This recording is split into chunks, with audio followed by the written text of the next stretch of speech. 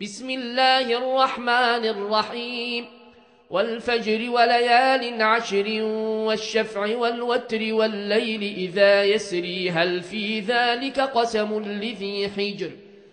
ألم تر كيف فعل ربك بعاد إرم ذات العماد التي لم يخلق مثلها في البلاد وثمود الذين جابوا الصخر بالوادي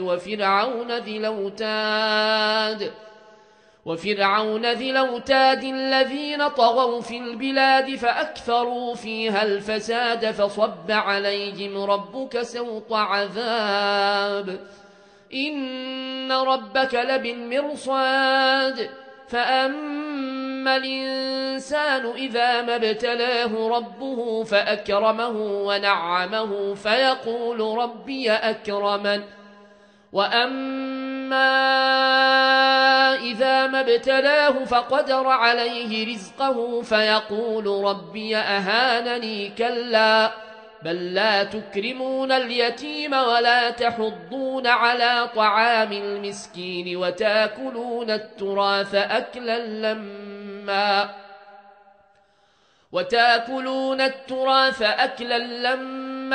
وتحبون المال حبا جما كلا إذا دكت الأرض دكا دكا وجاء ربك والملك صفا صفا وجيء يومئذ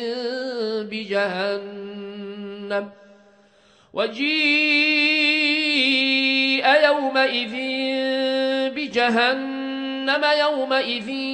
يتذكر الإنسان وأنى له الذكرى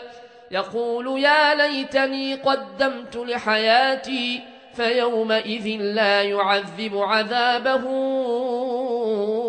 أحد ولا يوثق وثاقه أحد يا أيتها النفس المطمئنة ارجعي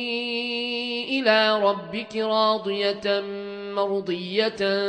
فادخلي في عبادي وادخلي جنتي